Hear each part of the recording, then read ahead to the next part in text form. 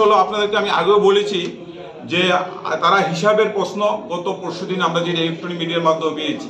এখন দেখা যাচ্ছে 2023 মার্চ মাস ব্যাংকের ডিটেলস তাদের হেফাজতে এবং central bank of India central রোডে এখানে প্রায় 25 লক্ষ টাকা এফডি সার্টিফিকেট ওই ব্যাংকে গচ্ছিত আছে।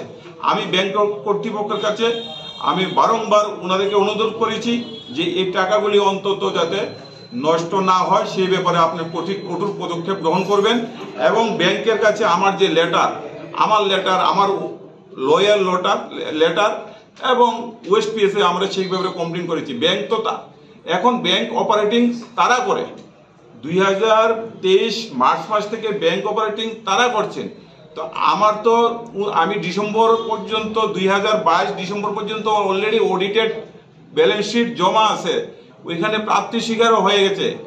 ব্যাংকের ডিটেলস তারা এখন হ্যান্ডেলিং করছেন এবং আমাদের যে টিসিডি এর বর্তমানে যে আগের যে অফিস টিসিডি অফিস বর্তমান যে office Tripura chemist and druggist association নামে, সেখানে তালা ভেঙে তারা জবরদখল করেছে। সেখানে আমাদের যে প্রয়োজনীয় নথিপত্র তারা হাফিজ করেছেন, তারা গায়েব করেছেন।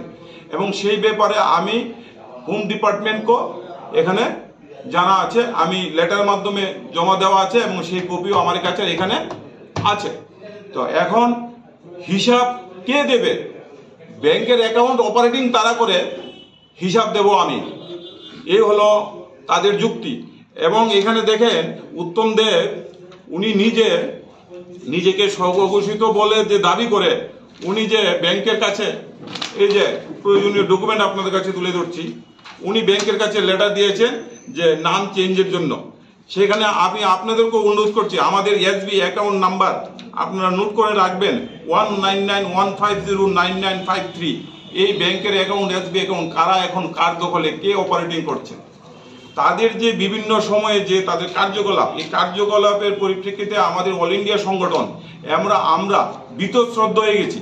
এবং কোর্টের মাধ্যমে আপনারা দেখুন, আমরাও কোর্টে মামলা করেছি, তারাও কোর্টে মামলা করেছেন। প্রত্যেকটি মামলা আমাদের পক্ষে রায়।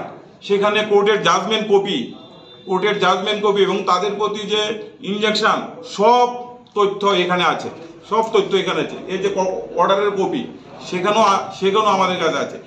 আমাদের প্রয়োজনীয় ডকুমেন্ট আরও আছে, প্রয়োজনের থাকে যে আমরা নেক্সট টাইম আমরা এখানে মুখের উপরে কথা কোনো বলি না, বলতে কি তারা কি দুর্নীতিগ্রস্ত, আমি সেই কথা বলছি না। কিন্তু ব্যাংকের আরবিআই এর যে পলিসি আপনি জানেন, আপনার যদি ব্যাংক অ্যাকাউন্ট থাকে ব্যাংক অ্যাকাউন্ট কিভাবে চেঞ্জ করতে হয়।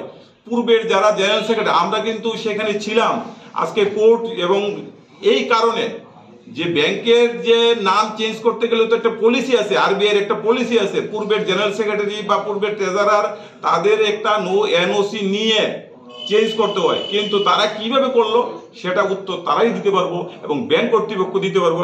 এবং আমরা শুধু বসে নেই, আমরা তো প্রপার ডকুমেন্টস আপনাদের সাথে তুলে ধরলাম।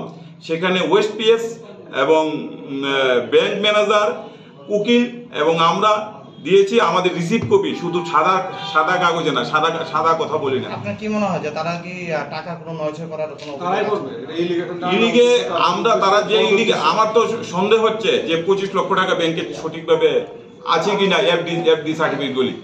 এবং আপনাদেরকে বলি, আমি 2021 জুন মাসে আমি দায়িত্বভার গ্রহণ করি।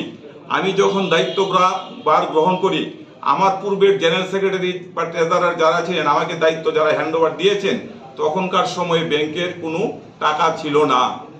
তখন কোভিড-19 পরিস্থিতিতে যে টাকাগুলি ছিল সেই টাকাগুলি তারা উইথড্র করেছিল।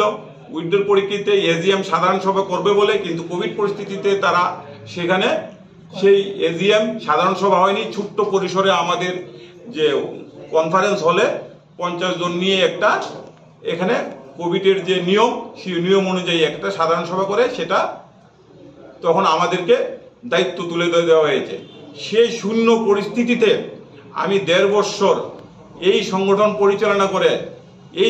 পরিচালনা করে মেম্বারদের যে টাকা, মেম্বারদের থেকে যে আমাদের মেম্বারের শেয়ার যে আমাদের ডোনেশন করে, সেই ডোনেশন থেকে আমি 3 লক্ষ টাকা 1.5 বছরের মধ্যে আমি ব্যাংকের মাধ্যমে ব্যাংকে ফিক্সড ডিপোজিট করা হয়েছে। তারপরে ডিসেম্বর মাস পর্যন্ত অডিট এই কাছে আমি জানুয়ারি মাসে সাধারণ সভা করেছি। এখন এই যে টাকাগুলি